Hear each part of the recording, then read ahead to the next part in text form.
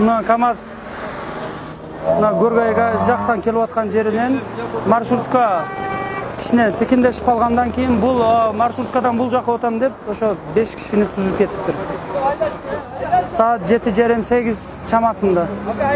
Мына магазин ээлери айтышы боюнча ошо КамАЗ өзүн управлять этпей калыптыр.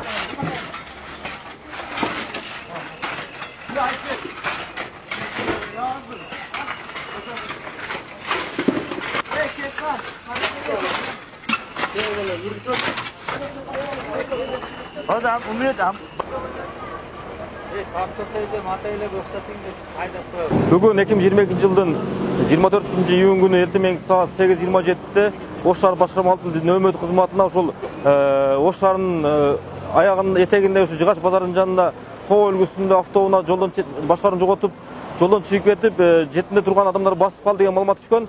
Кырсып болгон жерге Ош шаардык башкармалыктын ыкчам топ жана куткаруу кызматынын өзү курамы тартылган.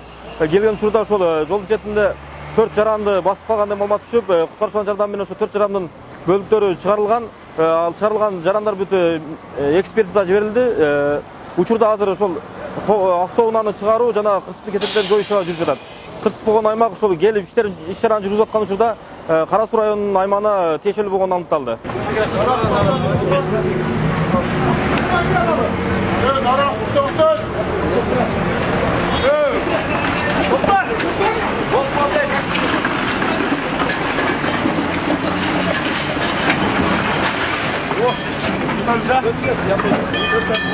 О,